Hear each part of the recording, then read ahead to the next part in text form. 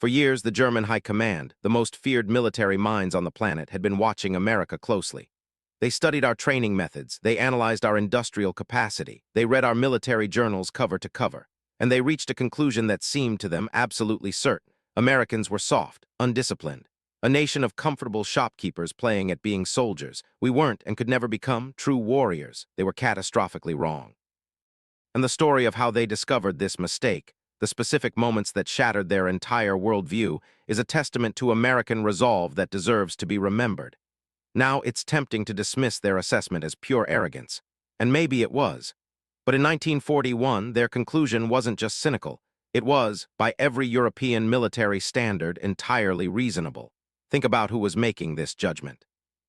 The German officer corps represented centuries of Prussian military heritage, a system built on iron discipline, willing sacrifice, and an almost spiritual reverence for warfare as the highest art form. When they looked across the Atlantic at America, they saw something that didn't compute from a military perspective. What did they see? A society obsessed with comfort, with individualism, with profit margins and material success. A nation that hadn't fought a major conflict on its own territory since the Civil War, nearly 80 years in the past. A people who, in their view, had simply forgotten what real war demanded. And our military, that only confirmed their assumptions. In 1941, while Hitler was launching the largest invasion in human history against the Soviet Union, the United States Army was, let's be honest, somewhat of an embarrassment. We fielded roughly 1.6 million men. For perspective, that was barely larger than Portugal's army. Our tanks? Obsolete death traps with armor so thin they'd be coffins on any European battlefield. Our officers, many of them good and honorable men, hadn't seen actual combat since 1918. An entire generation had passed, a lifetime in military terms. The Germans, by contrast, stood unchallenged as the masters of modern warfare. They'd crushed Poland in weeks. They'd humiliated France, a nation with proud military traditions and a massive standing army, in just 6 weeks. By late 1941, their forces were literally at Moscow's gates. They had rewritten the rulebook with Blitzkrieg lightning war. So when Pearl Harbor shattered the peace on December 7th, violently dragging America into the global conflict, the German planners in Berlin did their calculations. They added this new opponent to their strategic chessboard and concluded it changed virtually nothing. In their assessment, the war would be decided long before America could possibly matter. They estimated it would take us, at minimum, 2 to 3 years to raise, train, equip, and most critically, transport a meaningful fighting force across the vast Atlantic. By then, Russia would be broken. Britain would be starved into submission by U-boat blockades. Europe's fate would be sealed. Germany would reign supreme over a fortress empire stretching from the Atlantic to the Urals. This was perhaps the greatest strategic miscalculation in modern military history, and Germany's realization that they weren't facing the America they'd studied, but an entirely different and far more terrifying entity, didn't happen in a single moment. It came as a series of devastating shocks that began not with the roar of artillery, but with the quiet scratch of a pen in a Berlin intelligence office. The first cracks in German confidence emerged from their own analysts. These were meticulous professionals sitting in dimly lit offices, poring over reports from American agents, shipping manifests, radio intercepts, and public economic data. The numbers they were seeing, they simply couldn't be accurate. They checked their calculations repeatedly. This had to be propaganda, American bluster and exaggeration. They were reading reports that American shipyards, facilities that had been semi-dormant just years earlier, were now constructing cargo ships at a rate that defied physics and every known principle of industrial practice. But here's what was different. They weren't building them in the traditional sense. They were assembling them like enormous model kits. Men like Henry J. Kaiser, an industrialist who'd never built a single ship in his life, were applying American mass production philosophy, welding entire hull sections together as massive prefabricated units. A vessel that traditionally took a European yard 6 months to complete was now sliding into the water in under 2 months. Then it became 1 month. Then, in one legendary case, the SS Robert E. Peary was built from first keel plate to launch in 4 days and 15 hours. Why did this matter? German U-boat wolf packs were sinking Allied ships at a horrifying, unsustainable rate, their best hope for strangling Britain into submission. But the analysts in Berlin ran the new calculations, and their blood went cold. America was already launching ships faster than the entire German U-boat fleet, at the peak of its effectiveness, could possibly sink them. The vital lifeline to Britain wasn't just holding, it was growing stronger every single day. But if that wasn't alarming enough, the reports from aircraft production were even worse. American factories like Ford's massive Willow Run plant in Michigan, a single facility stretching a full mile long, were churning out heavy bombers as if they were Model T automobiles. The intelligence indicated that America was producing more B-24 Liberator bombers in a single month than Germany's entire annual output of all heavy bombers combined. It had to be fantasy. Simply impossible. After all, Germany possessed the most advanced and efficient industrial economy in Europe, one that had been meticulously organized for total war since 1939. Yet these reports insisted that America, while simultaneously fighting a two-ocean war and supplying both Britain and Russia, was still outproducing the Third Reich by factors of 3, 4, and in certain critical categories, 5 to 1. And then there were the tanks. Germans loved their tanks. Their panzers were armored knights, masterpieces of engineering crafted by skilled artisans with lethal precision. The American approach was radically different. They were building M4 Sherman tanks on automobile assembly lines, treating them not as artisan weapons but as simple, rugged, replaceable tools. The production numbers seemed fantastical. 10,000, 20,000, by war's end, over 50,000 Sherman tanks. German planners checked, rechecked, and finally, with mounting dread, had to confirm the numbers were real. America wasn't just building an army, they were building an avalanche of steel. This was deeply disturbing. The mathematical implications were unavoidable. War, ultimately, is a brutal equation of men and materiel. But the German high command clung to one crucial belief, a conviction that had served them for a century. Material isn't everything. You can give a shopkeeper the finest rifle in the world, but that doesn't make him a soldier. You can put him in a tank, but that doesn't make him a warrior. The real test, the only test that truly mattered, would come on the battlefield. And in the dusty, sun-scorched hills of North Africa in early 1943, it appeared, for one horrifying moment, that the Germans were absolutely right. The first major engagement between German and American ground forces in the European theater was a disaster for the United States. At Kasserine Pass in Tunisia's rugged mountains, green and untested American troops collided headlong with the battle-hardened veterans of Erwin Rommel's legendary Afrika Korps. The result? A complete rout. A humiliation. American forces were poorly coordinated. Units broke and fled. They abandoned a staggering amount of brand-new equipment. German soldiers picking through the abandoned American tanks, artillery, and trucks felt their confidence surge. This was exactly the enemy they'd expected. Soft, clumsy, inadequately trained, and lacking the will to fight. German veterans from the Eastern Front, men who'd survived the frozen hell of Stalingrad and massive grinding tank battles at Kursk, found this new adversary almost laughable. The Russians. Now the Russians were something else entirely. In the German view, they were fanatics, almost inhuman in their willingness to die. They'd charged straight into machine gun fire, accepting unimaginable casualties, an endless tide of humanity that just kept coming. The Americans, by comparison, seemed overly cautious. They were, as one captured German report famously described them, lacking in fanatical determination. So the German high command settled into a new, comfortable assumption. Yes, the Americans possessed vast quantities of equipment, an absurd amount, but that equipment would be squandered by poorly trained soldiers and amateur officers. The German soldat, the professional fighting man with superior training, tactical excellence, and battle-hardened courage, would easily offset American material advantages. Quality, their entire military doctrine insisted, would always triumph over quantity. This assumption held more or less through the brutal, grinding campaign up the boot of Italy. American forces were learning, yes, getting tougher, demonstrating a disturbing and very un-German ability to learn from mistakes and adapt tactics on the fly. But the fighting remained slow and costly, and the Germans were masters of defensive warfare. It felt like a fair fight. This comfortable belief, this final pillar of German strategic confidence, held firm all the way until the gray, overcast morning of June 6, 1944. And in the days that followed, it wasn't just cracked. It was vaporized. The true, earth-shattering revelation of what America had become didn't happen on Omaha Beach, though that was a story of grim, extraordinary courage we all know and honor.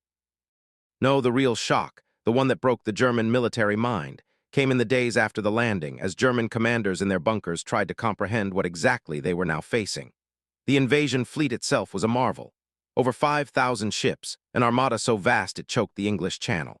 An operation of logistical coordination that no military in history had ever attempted, let alone executed successfully. But again, scale alone could be attributed to America's factories. What truly shattered the German commanders, what made them realize the war was lost, wasn't the scale but the philosophy behind it. It was the systematic, almost casual and utterly brutal application of industrial power to solve every single military problem. Let me paint you a picture of what a German commander, a veteran of France and Russia, witnessed in the hedgerow country of Normandy. In the European tradition of warfare, artillery was a precious, almost surgical instrument. You conserved your shells. You fired for specific high-value targets. You carefully calculated supply because you knew that every shell fired was one less for the next engagement. The Americans operated under completely different, and to the Germans, insane rules. When an American infantry platoon moving through those thick, ancient hedgerows encountered a single well-concealed German machine gun nest, they didn't do what a German or Russian unit would do. They didn't attempt to outflank it. They didn't launch a brave, costly frontal assault. No, the American platoon leader, a 22-year-old lieutenant who might have been selling insurance a year earlier, got on his radio. First, he'd call for his company's mortars. If that didn't silence the gun, he'd request the battalion's heavy mortars. If the machine gun was still firing, he'd contact divisional artillery. Within minutes, an entire battery of 105 howitzers, perhaps 12 guns, would unleash a furious barrage, firing more shells in 10 minutes than an entire German division might receive in a week. If the target remained a problem, the call would go out for air support. A flight of P-47 Thunderbolts, Jabos as the Germans called them, would appear loaded with 500-pound bombs and rockets, and if they were anywhere near the coast, they'd call in naval gunfire from a battleship or cruiser sitting offshore, firing shells the size of a small car, shells that didn't just explode but erase the landscape. Only after the offending hedgerow had been physically obliterated from the face of the earth, reduced to smoking timber and craters, would the American infantry cautiously advance to the next hedgerow. To German officers watching this unfold, it was baffling. It seemed cowardly. More than anything, it seemed wasteful. They saw it as absolute proof that the American soldier lacked basic infantry skills, the Sturmtruppen spirit, the courage to close with and destroy the enemy. But they also saw, with growing horror, that it was devastatingly, undeniably effective. American forces ground forward. Slowly, yes, but inexorably. They were taking far fewer casualties than a comparable German operation would have cost. And the German defenders, supposedly the master race of soldiers, were being systematically annihilated, running out of ammunition, running out of men with no replacements in sight. This was the core fundamental difference. German logistics, a system perfected by the Prussian General Staff, was built on sufficiency. You calculated the minimum supplies needed for an operation and delivered them with maximum efficiency. Waste was the ultimate sin. American logistics, by contrast, was built on abundance and redundancy. The American quartermaster's goal wasn't to prevent waste. His goal was to prevent any possibility, however remote, of a shortage. German intelligence officers who captured American supply dumps sent back reports that their superiors in Berlin literally refused to believe. They thought the officers had lost their minds. They described literal mountains of ammunition crates, oceans of fuel barrels, acres of spare parts, tires, engines, crates of food, uniforms, chocolate, and cigarettes, all just sitting there, often uncovered in the rain. It seemed to violate every principle of military efficiency. But what it meant was that American units never stopped. They could operate at full intensity 24 hours a day, indefinitely. They could afford to fire 10,000 artillery shells at a single stubborn crossroads because it simply didn't matter. There were quite literally millions more shells already on the way. If you're finding this deep dive into history as fascinating as we do, this is the kind of story we tell every week. Taking just a second to subscribe ensures you won't miss the next one. We'd be truly honored to have you as part of our community. But even the staggering shock of American firepower paled compared to another, even more profound difference. A difference that spoke to the very heart of the 20th century and a truth the Germans learned far too late. That difference was mechanization. The German army of 1944, the mighty Wehrmacht, the very pioneers of Lightning War, still moved mostly on foot. It's one of history's great illusions, one that old newsreels helped create. We see footage of panzer divisions, tanks, and half-tracks, and assume the whole army was like that. The truth? The vast majority of the German army was essentially a 19th-century force. Their supplies, artillery, and food were all pulled by horses, hundreds of thousands of horses. Only their elite divisions, the Panzer and Panzer Grenadier units, were fully motorized, and even those were a desperate hodgepodge of captured French, Czech, and Russian trucks, constantly starved for the two things an engine needs: fuel and spare parts. In all of France, the German army in the West could scrape together perhaps 2,000 operational tanks, and each one was a precious, nearly irreplaceable asset. Now consider the American army that landed in Normandy. By late summer 1944, they had deployed over 10,000 tanks, with more arriving on every ship. But that wasn't even the real difference. The real difference was the humble truck. In the entire American army, from division headquarters down to the rifle company, there was not a single horse. Not one. Every unit was fully 100% motorized with standardized, brand-new vehicles, the ubiquitous deuce-and-a-half truck, the Jeep, the half-track. The operational consequence of this was staggering, and it's what truly sealed Germany's fate. When a German division needed to move 100 miles to plug a gap in the line, they marched. It took 3, maybe 4 days. They arrived exhausted, feet bloody, horses spent. They needed rest before being considered combat effective. When an American division commander received orders to move 100 miles, he told his men to get in their trucks and drive. They arrived at the new front in 6 hours, fresh, fully supplied, and ready for immediate combat. This mobility differential meant the Americans could concentrate forces faster, exploit breakthroughs with terrifying speed, and sustain an operational tempo that the German army, with its 19th-century logistical tale, simply couldn't match. The German generals, the inheritors of Clausewitz, were playing checkers while the Americans were playing an entirely new game, one played at the speed of the internal combustion engine. The moment this all crystallized, the day German generals truly understood the game was over, came during Operation Cobra in late July 1944. This was the American breakout from Normandy. It wasn't just a battle. It was an industrial process of destruction. The Americans concentrated overwhelming force, thousands of guns, on a tiny, narrow sector of the front. Then they unleashed thousands of heavy and medium bombers to carpet bomb that sector, literally blowing the elite Panzer Lehr division, one of Germany's best, off the map.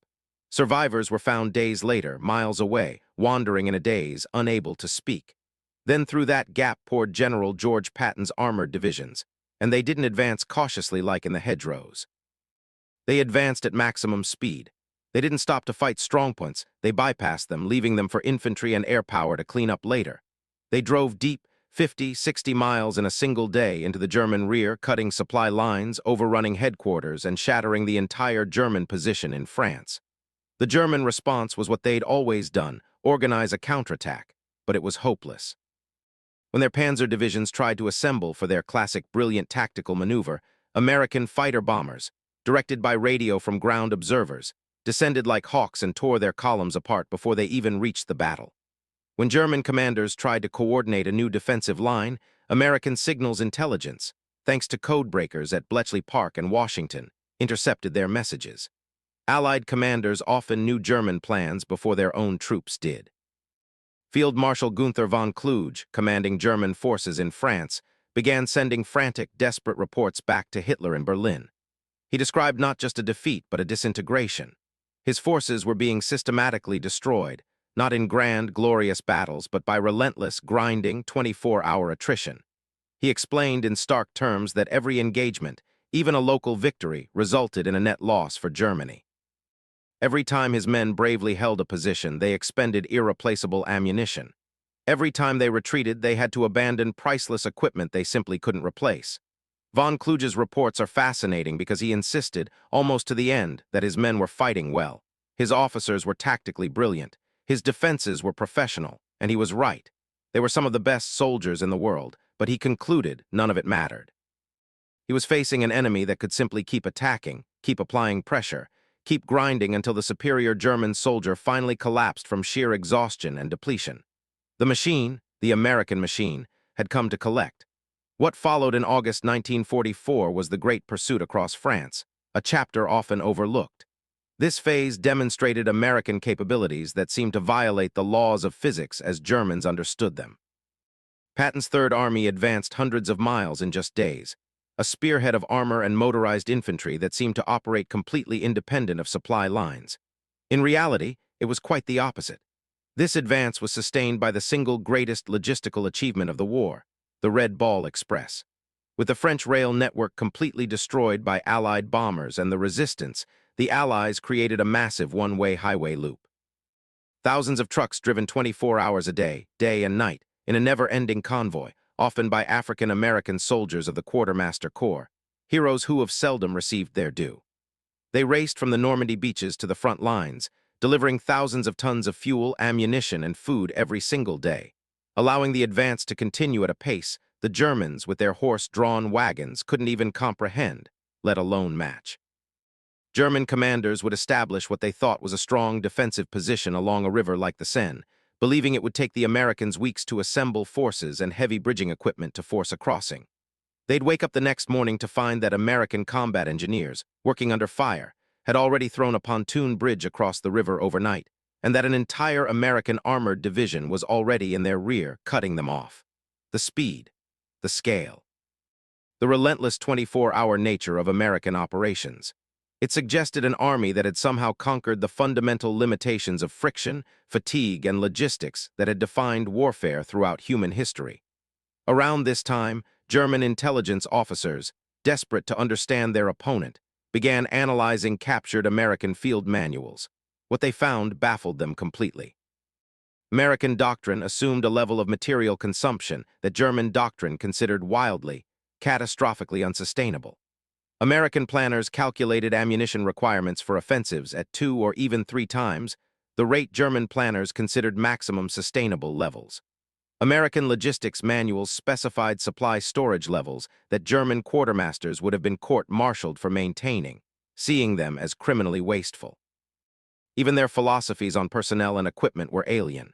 The German army prized the experienced lancer, the veteran who'd been with his unit for years and knew it inside out. They had master mechanics who could repair damaged tanks on the battlefield with skill and ingenuity. The American system was more industrial.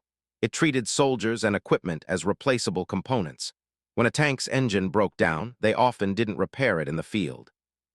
They pulled the whole engine out, dropped a new one in, and sent the broken one back to a massive depot for rebuilding. They rotated combat veterans back to the United States to train new recruits and fed fresh individual replacements into frontline units. This often disrupted the small unit cohesion German commanders prized, but it also meant American units were always being replenished. They never stayed depleted long. The system was designed to maintain combat power at a steady, sustainable level, just like a factory production line. Every single American practice, from tactics to training to logistics, seemed to fly in the face of German assumptions about military efficiency and tradition. But the cumulative effect was an army that could sustain high-intensity combat indefinitely. A German division after a major offensive was spent, a husk that needed weeks, sometimes months, to be pulled off the line, refitted, and rearmed. An American division after a major, costly battle would be pulled off the line, refilled with new men and tanks from the endless supply pipeline, and be ready to fight again in days. The question that tormented the German High Command in fall 1944 was grim. Were they facing a temporary advantage German skill could eventually overcome? Or was this a fundamental disparity, a difference in the very nature of the two nations, that made defeat absolutely inevitable, regardless of what their soldiers accomplished on the battlefield? Field Marshal Gerd von Rundstedt, one of Germany's most respected officers, was recalled from retirement to command in the West. An old-school Prussian aristocrat, he looked at the maps, read the front reports, and concluded with cold pessimism that the latter was true. He assessed that American material superiority was so total, so overwhelming, that German tactical brilliance was now irrelevant. It could win local skirmishes. It could delay the Americans for a day or a week, but it couldn't affect the operational outcome. Every German victory cost them irreplaceable men and panzers. Every American defeat was just a temporary setback, a line item erased within weeks by their massive replacement system. The math, he concluded, was inexorable. The German army was being ground to nothing, while the American army just kept getting stronger. There was one last desperate attempt to prove that old-world military genius and fighting spirit could still defeat New World industrial might. The Ardennes Offensive, what we know as the Battle of the Bulge, in December 1944. It was Hitler's final great gamble. He secretly and brilliantly assembled Germany's last operational reserves, betting everything on a single massive punch. The plan was classic German operational art. Attack during a massive snowstorm that would ground the all-powerful Allied air forces, achieve total surprise, and use concentrated heavy armor to split American and British lines. The goal? drive for the port of Antwerp, cut off Allied armies in the north, and force a negotiated peace. At first, it worked. The shock was total. The attack ripped a massive bulge in American lines, surrounding entire units and capturing thousands of prisoners. For a few frantic, freezing days, it looked like the German army of 1940 was back. But then the American difference revealed itself again, in a way that sealed Germany's fate for good. The German plan assumed Americans would react like the French in 1940, that they'd panic, their lines would collapse, their command structure would freeze. They were wrong. The surrounded American units, most famously the 101st Airborne at the vital crossroads town of Bastogne, were told to surrender. Their commander's reply became an American legend. Nuts! They simply held on, cut off, outnumbered, freezing in foxholes with limited ammunition. They refused to break. And then the American logistical and mechanical beast roared to life. In a move German planners hadn't believed possible, the Americans redirected entire armies to converge on the threatened sector. General Patton's Third Army, 90 miles to the south, preparing for its own offensive in a different direction, was ordered to pivot 90 degrees and attack north to relieve Bastogne. His staff said it was impossible, that it would take at least a week to replan logistics and move troops. Patton famously told them they had 48 hours. His men got in their trucks, drove day and night on icy, treacherous roads, and smashed into the German flank, arriving with a speed that defied all European military logic. When the weather finally cleared, the skies filled with American and British aircraft. They didn't just attack German front lines, they annihilated supply columns. The elite German panzers that had advanced so brilliantly slowly, painfully ground to a halt, out of fuel. The offensive, which had cost Germany its last reserves of men, armor, and fuel, achieved nothing. And here in the failure of the Bulge was the final brutal lesson for the German High Command. When Germany lost those elite panzer divisions in the Ardennes, they were gone forever.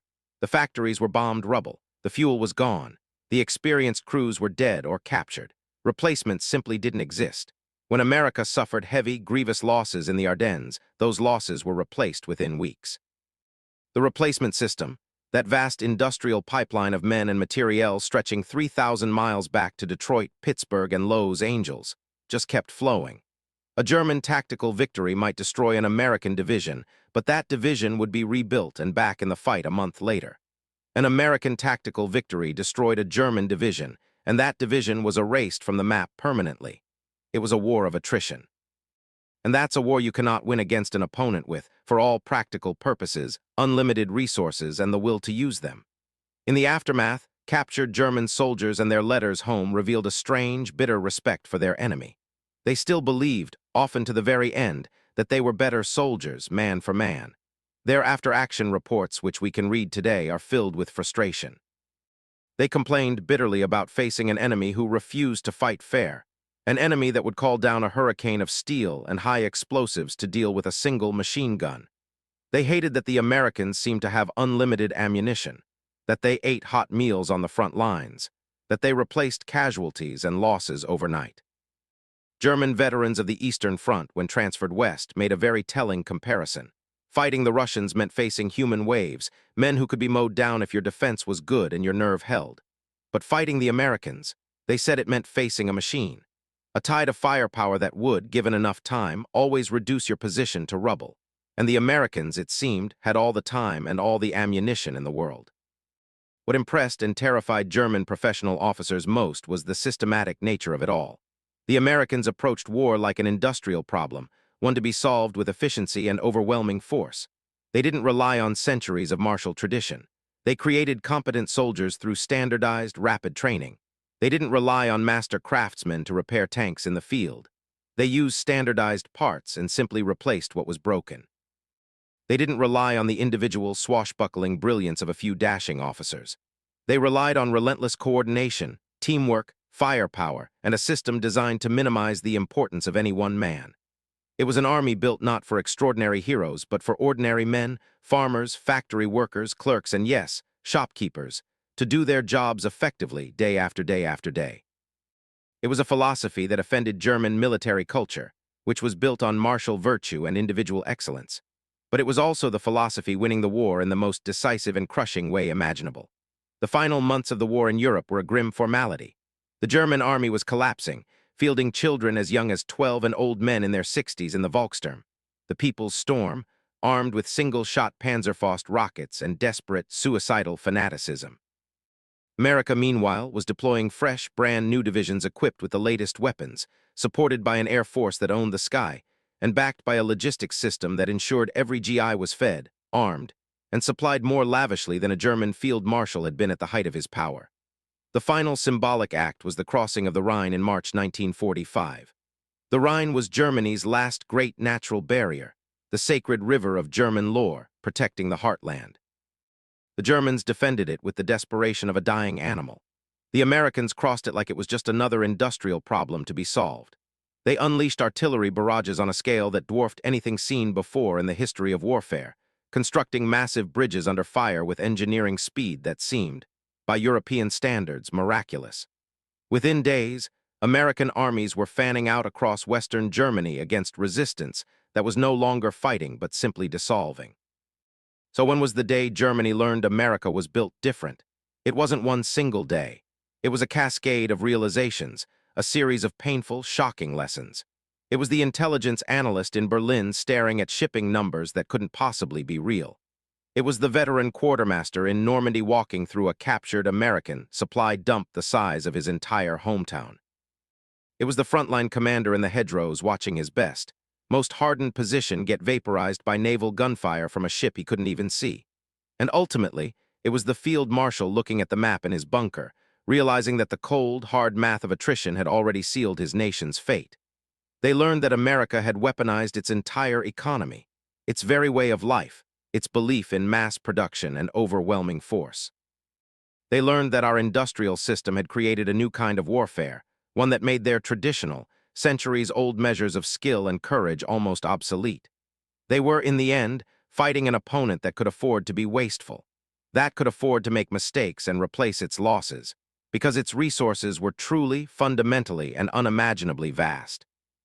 It's a story from our parents' and grandparents' generation, but one that speaks to the unique, powerful, and sometimes terrifying character of this nation.